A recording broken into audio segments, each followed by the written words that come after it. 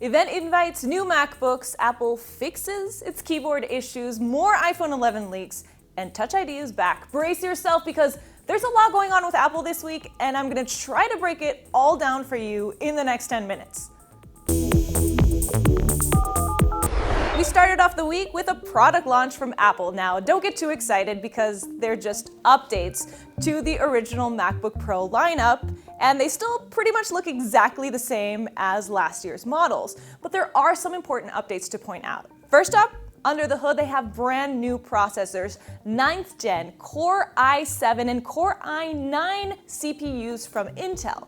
Now, this means it's the first time Apple has offered an 8-core processor in a laptop, and Apple says that it's the most powerful MacBook out there right now. The second important update to the MacBook Pros is that they're using a new material in the keyboard.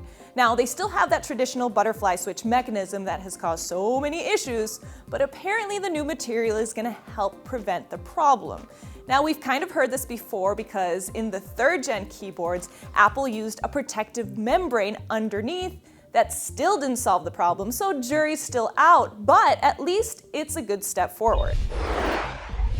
And the keyboard news didn't stop there. The company also announced it would be extending its keyboard service program to replace all faulty MacBook keyboards for free from 2015 and beyond, and that they would speed up the repair process. So after years of essentially ignoring the issue and telling customers that they just needed to do a better job at cleaning their keyboards, last year Apple finally acknowledged that a very small percentage of users were experiencing issues with the butterfly switch keys in the newer MacBooks and offered free repairs.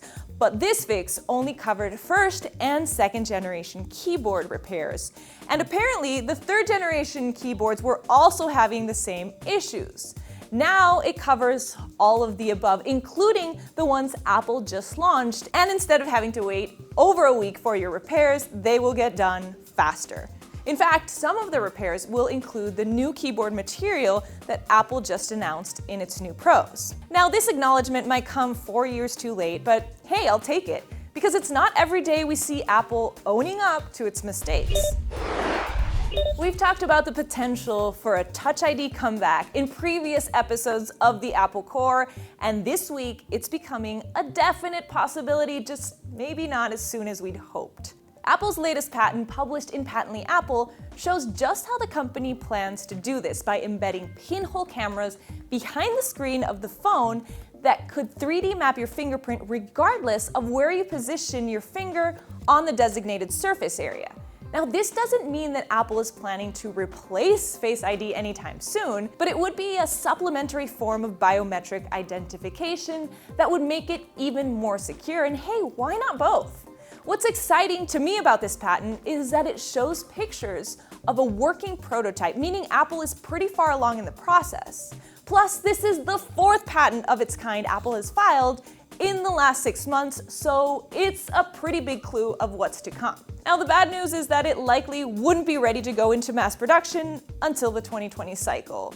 And that's especially disappointing to me because it seems like this could have been the redeeming quality that the iPhone 11 really desperately needed. Which brings us to that iPhone 11 because hey, the week just wouldn't be complete with yet another iPhone 11 leak. And look at that, now I'm rhyming because this apparently is what this phone is doing to me. This time around, it's a video from concept creator, and it pretty much brings to life all of the rumors we've heard to date about the design for this year's iPhone. Except he calls it the iPhone 11 with Roman numerals, which I thought was interesting. So you'll see the 3-camera array on the back that most of us hate, thicker silhouette than previous models, and that rounded switch button that moves up and down. Oh yeah, and the notch size has not changed on the front. Not pictured here, but also rumored for the iPhone 11 is that reverse wireless charging, like the Galaxy S10, and that new A13 chip that apparently has already gone into production. But enough about the rumors, now it's time to turn the tables and see what you guys had to say. Last week we saw the 2 colors rumored to be coming to the iPhone 11R, green and purple, so I asked you guys what colors you'd like to see most on the new lineup.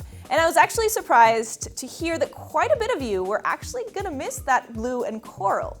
But among the more popular options, a lot of you want to see not one, but two colors in one device, similar to what the Huawei P30 has. Eric Child says, I for one would love to see a two-tone iPhone. Pink was also in high demand. I need pink, says Sarah Key, and girl, I'm with you. Sure, we have the rose gold, but if you're gonna go pink, you might as well go full bubblegum. Alright, but as much as I love me some pink, I think my favorite and the most popular choice among you guys was a transparent iPhone. Nathaniel Velasquez says he'd like to see a clear iPhone with an Apple logo that lights up, and dude, that would almost make me forgive that triple camera bump on the back. Almost. So I couldn't get a transparent render, but I did get this, which is the closest I could get. It's actually a wallpaper that you can download for free on iFixit, and already it looks kind of cool. So imagine this on the back with the glowing logo. I'm all for it. And last, but certainly not least, we got the official WWDC invites this week, and it's all getting real. So next week, we're gonna be talking about what to expect at Apple's Developers Conference. So I wanna hear from you guys. What software updates do you want to see come to your Apple devices? Hit me up on the comment section below, tweet me, you know the drill, and come back next week for the full preview. See you then.